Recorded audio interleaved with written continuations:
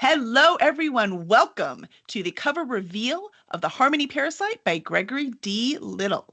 How you doing this afternoon, Greg? I'm hanging in there. Hanging in there? You I ready to didn't get, read your part? You really excited about it?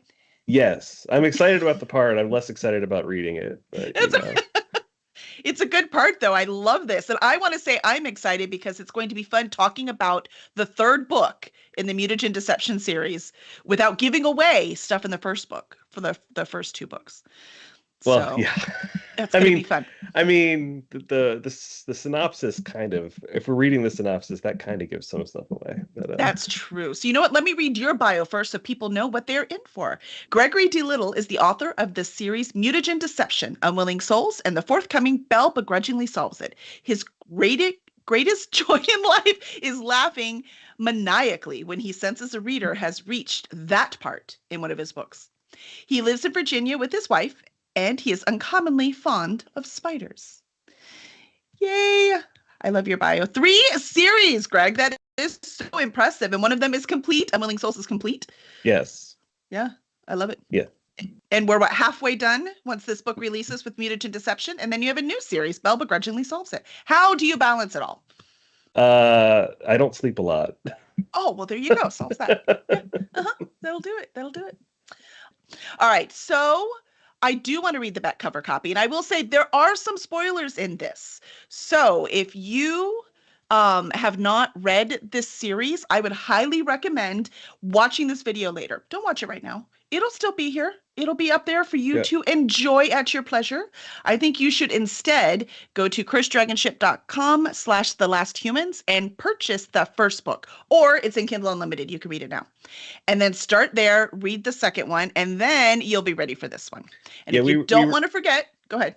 Oh, I was gonna say we managed to do the second book synopsis without spoilers, but it really Mhm. wasn't possible with this one. No, it's really Yeah, not. yeah. So for this one, the link Zafo just put up for the third book, The Harmony Parasite, which we're about to reveal. For this one, you can pre-order it now, so you know you don't want to forget, and then go get the first one, start over. And for all the rest of you already existing fans, holy moly, do we have a treat for you? So I am very excited. The link is there to pre-order, and I think first we need to reveal the cover. Oh, I like that. Beautiful. It's so beautiful. Look at Yes, that. The Harmony Parasite. And go ahead for the readers out there now, because you know everyone who hasn't read it yet, they went off to go read right now the first book. right. So for everyone else, tell us who is on the cover. That is Gianna, and the story behind putting her on the cover is funny because we were all set to put in Northern Lights guessed it was Carl, and I said Oh, your guess is noted.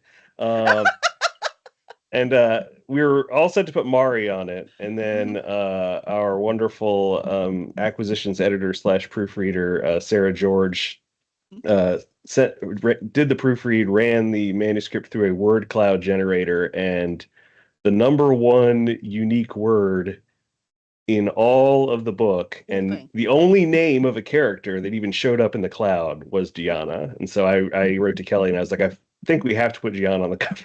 It's just Mhm. based on this. So, and you'll see why that is when you read the book. But Yes. Yes. um, yes, it's a very lovely cover. I think it's my favorite so far of the series for sure. And it definitely works. And if y'all will notice, one side is completely dark and one side is completely light.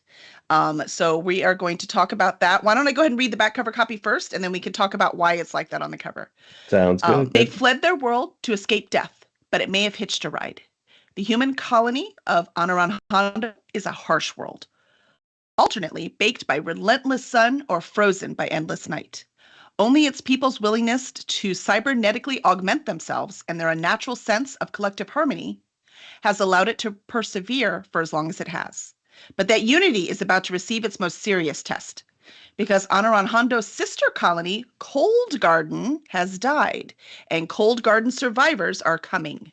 So that should be familiar to all the fans. Stephanie and Carl find themselves separated, scattered across the planet's broiling dayside, taken into custody by the colony's militia. Carl must maintain the illusion that he is the human he appears to be, lest he be subjected to disturbing experimentation. Meanwhile, Stephanie is running out of time to cure her baby from the deadly disease that has plagued the child from birth.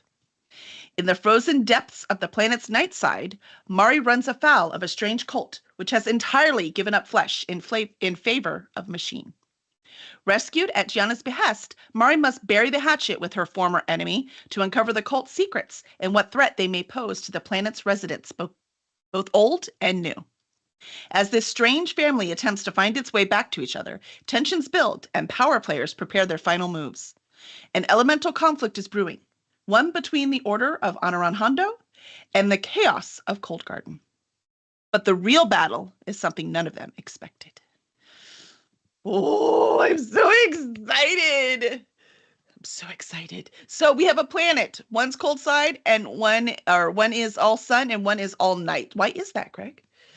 So there's a concept in, astrophysics of being tidally locked. If a planet is too close to a star, it rotates at the same rate as it revolves around the star. So what the effect of that is that one side is always facing the same side is always facing the sun, and the same side is always facing away. You can experience that here if you look up at the moon. You're always looking at the same side of the moon. It might be shadowed or it might be light, but you never see the other side of the moon because it's always facing away from Earth, no matter where it goes. So the effect when you're talking about a sun is that one side of the planet is just lethally, brutally hot, and the other is just unimaginably cold.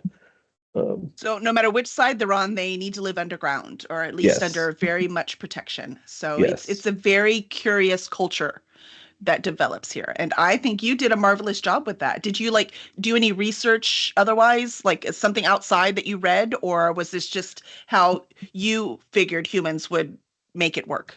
I mean, a little bit. I read some. I figured out the kind of star they're orbiting, and I should say that this is not. I would not in any way hand this to an astrophysicist and say find the holes in this, because I'm sure they could find many. My research of this sort is very much this seems interesting for a story. Let's go with this, and I don't get too bent out of shape about whether it's actually physically possible.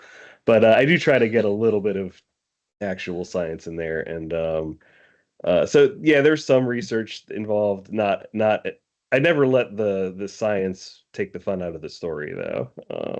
So, and sometimes if you can, a lot of times you'll find something cool in the science that actually makes the story better, and you can kind of roll it in, and it's fun. No, I love it. No, your stories have these elements of surprises, which, for the record, for anyone who doesn't know, every time Greg sends me another book for this series, I'm like, I mean, he's not going to be able to do it again, and he does every time. So it's pretty darn impressive. But even though that is the cool thing that really, really sets you apart, you still have really strong characters that make this plot come to life. So I'm wondering, do you do that consciously, or is that just the way that your story works for you?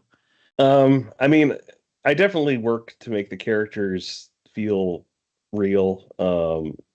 I love sci-fi in general, but the weakness of a lot of sci-fi is that a lot of times the ideas are getting first billing, and the character work is very much a secondary thing. And there's 100%. exceptions to that, and usually those are some of my favorite books when I encounter something that has the cool sci-fi ideas and the really good character work.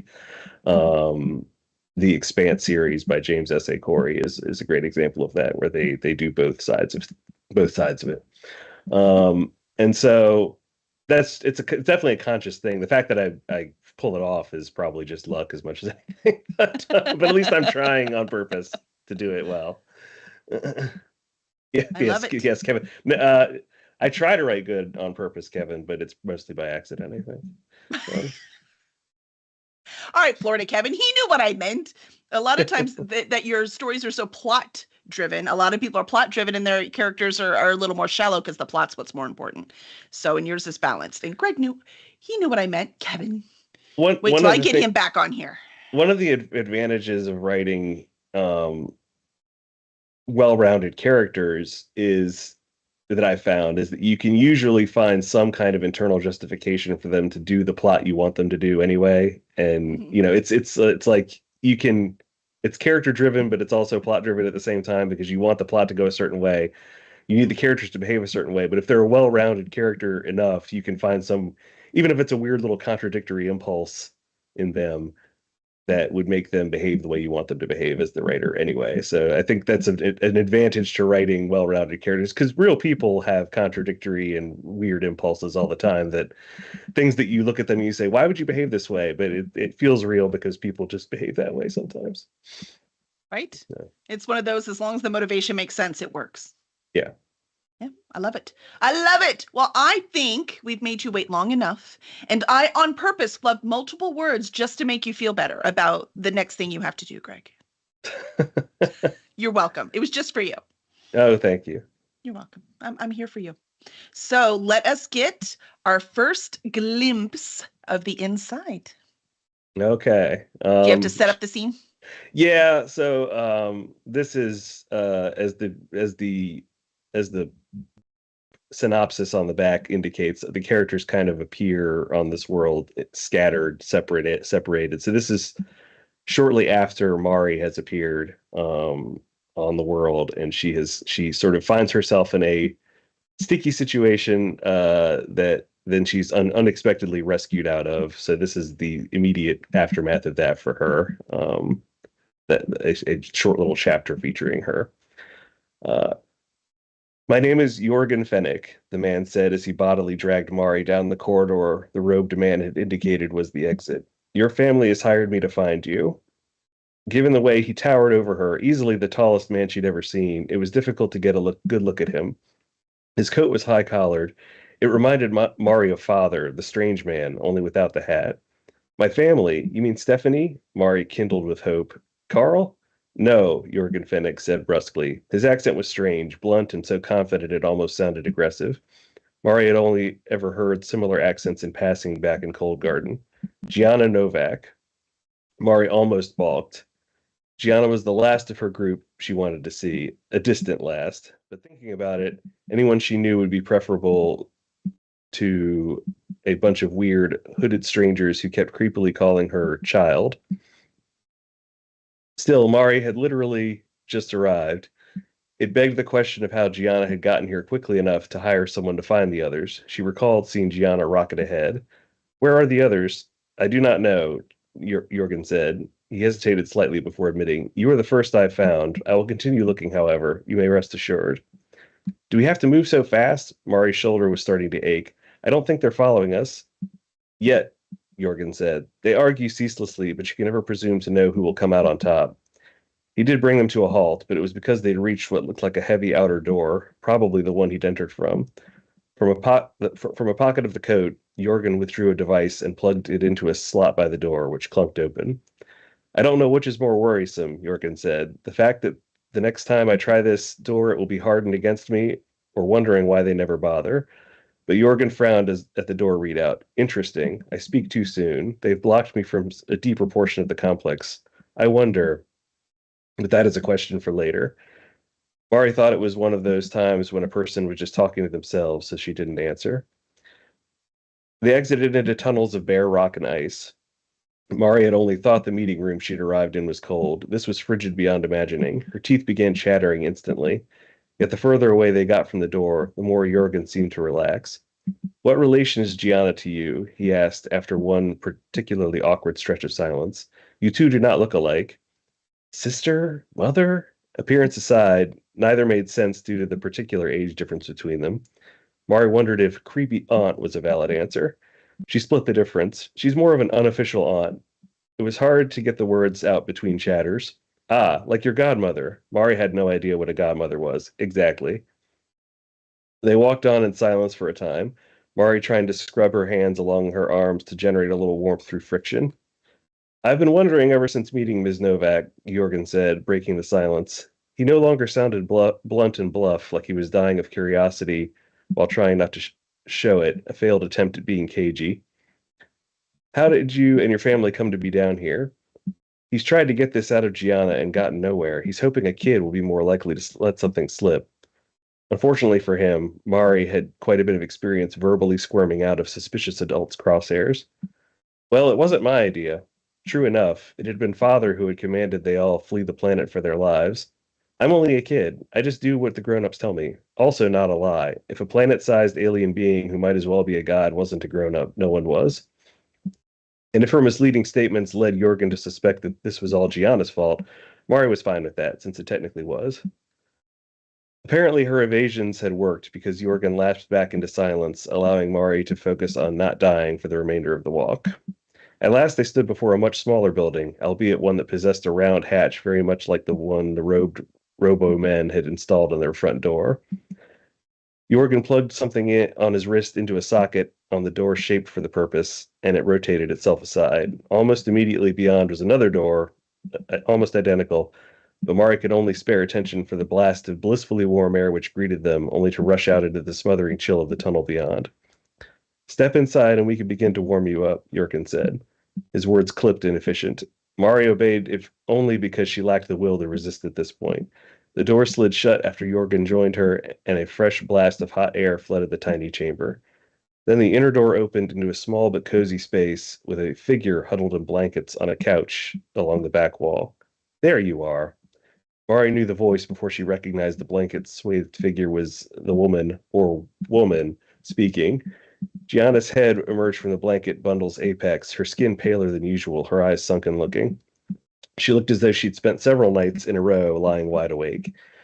Neither Gianna nor Mari had ever liked the other, and that was before Gianna had been revealed to be some sort of walking disease monster, or maybe before she'd become some sort of walking disease monster. Mari still wasn't entirely clear on that score. It didn't really matter. However many versions of Gianna she had or hadn't dealt with, she'd hated them all. Thank goodness Jurgen found me, Mari said. It was so scary out there. She wasn't sure if she was overselling it or not. Gianna looked annoyed and trying to hide it, so probably. You must be exhausted, said the woman who personified the word. Let's get you warm and rested, and then you can tell us all about what happened. There was a tightness to her words, probably too subtle to pick up on unless you knew her. We need to get our story straight, is what Mari heard in that tone. Gianna might not look good, but her thinking was still sharp, at least. And she was right. Mari didn't really want to be found out in some complicated lie, even if it would annoy Gianna. The thought of it was stressful, exhausting, and then, all of a sudden, it became overwhelming. It felt like a weight was pressing down on Mari's chest, a weight which grew with every breath. I could really use a bathroom, Mari said. It was the first excuse to extricate herself from both their presences she could think of. On the left, Jorgen said simply. Mari ran for the door that he'd indicated before Gianna could gainsay her. All of a sudden, for reasons she couldn't explain, she had to be alone. It felt like a joke or a prank that had become real. The bathroom was the most normal thing Mari had seen since arriving on this strange world. It could easily have been mistaken for any bathroom in any low-rent place in Cold Garden. Without thinking why, Mari turned on the sink as high as it would go and stared at her reflection. She'd meant it to be just a glance, but then found she couldn't break her own gaze. It was like being trapped forever by herself, a pair of plaintive brown eyes like hooks in her soul. And then, out of nowhere, she began to cry. Oh man. I mean, Mari's been through it.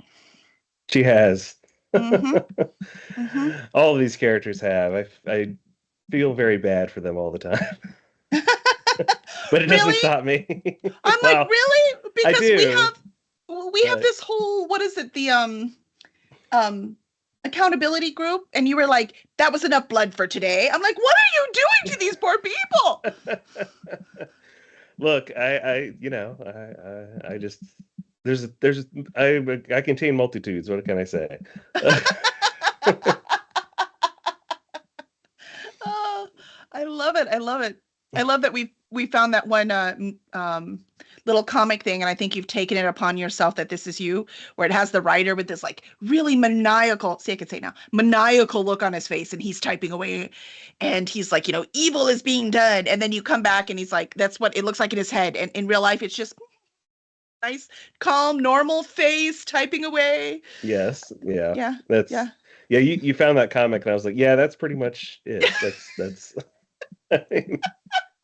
Yeah, that's my process. It's totally me right yeah, there. basically like what would get people to be like, yeah, then we're doing that. Yeah.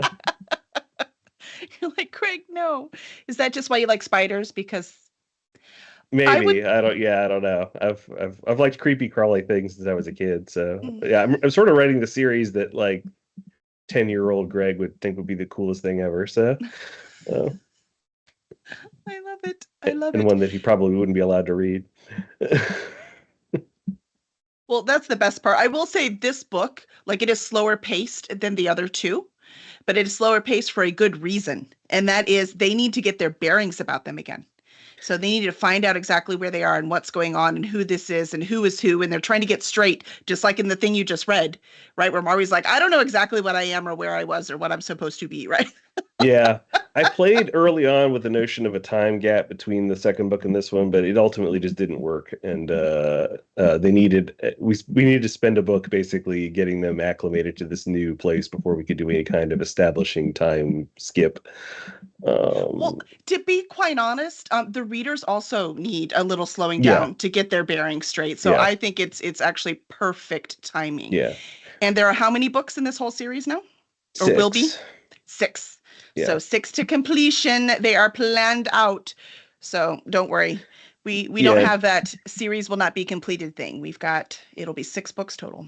No, yes, Kevin, tell your young kids you buy your books not to tell their parents. Yes. Yeah, But they can review. Yes, that'd be great. right. The yeah, and this series has since the start has been kind of I viewed it as sort of ever since I settled on 6, I viewed it as sort of 3 duologies. So like the first 2 books are kind of an arc, and Mhm. then the middle 2 books tell another arc, and I'm working on the 4th book now, so that's the sort of conclusion of that secondary arc, and then the final 2 books will be a final arc. The So final arc. it's all one story, but they are sort of split in twos by kind of the ground they're covering. I love it. In my And view. who knows, Northern Lights? Mari and Carl might, or Carl and Mari might eventually get their cover. We'll see. There's 3 more to Yes. go. Yeah. So we'll find out. So awesome, awesome. Do you have any last words for the audience when as Zafo puts up the link again for everyone to pre-order? It is cursedragonship.com/the harmony parasite if you're not somewhere where you can easily click a link. No, I just thank you for allowing me to continue telling this weird, twisted little story. I have a ball every time I sit down to work on it and think of some new horrible, usually some new horrible monster or way to use an existing monster. It's and it's kind of I'm always like, it's kind of amazing that they're letting me do this. Because it's just very weird and I have a great time. It's exactly the kind of book I would want to read, and I love it. that's not always easy to find, right? I love it. And now where can fans find you and your work? I'm at gregorydlittle.com, and you can find I think links to most everything there. I probably need to take a look at that and make sure it's up to date, but at my Unwilling Souls series is available basically everywhere. I think that's a wide availability on Amazon and elsewhere, so you can find those if you want a little weird epic fantasy. And then this book, this series, if you want yes, with the spiders, and then this book with your science fiction horror, and then starting next year, a little murder mystery comedy for funsies. In space. In space, yes. In space. Because it's important. I need at least 3 genres all the time. Yeah. You do that on purpose. I know you do. You stay up at night going, how can I combine these things that don't go together? Well, it's true though. I actually do think a little bit along those lines, not to frustrate you. Are you sure? That's well, you were doing it before me, so I know it's not to frustrate me. Yeah. Because Unwilling Souls is sort of like a YA epic fantasy like mishmash. A little bit. Does it have this weird steampunk element to it, though? Like, it's not actual steampunk, but it feels like that, right? So, you really have always been combining these things. Yes. Yeah, I would get bored, I think, if I was writing in just one genre. And not to take anything away from people who focus on one genre. I wish I could do that because I would get a lot more stuff done. I don't know. You're pretty productive, I must say. And then this book, everyone, please tune back in on Tuesday, April 23rd, 8 p.m. Central. We will be in all of these places and presenting the book when it goes live. Thank you very much. We'll see you all soon. I guess we'll probably have early review copies at some point soon too. Yes, those will be Once available. I So make sure to follow Greg. once I turn in an edit to you. It's a yes, I do need the pretty cleaned up version. But Yes. so yeah, make sure that you get that you join, you follow Greg wherever it is that he just told you to. What, gregdlittle.com? GregoryDLittle.com. And then there's a newsletter sign up on there. So sign up for that. Or you can also join our Discord. So Greg has been known to make appearances on there. So you can go to cursedragonship.com/Discord and join us there. And we will be offering ARC copies, early reader copies for anyone who's interested. So good call. Thank you for remembering. Thanks, everyone.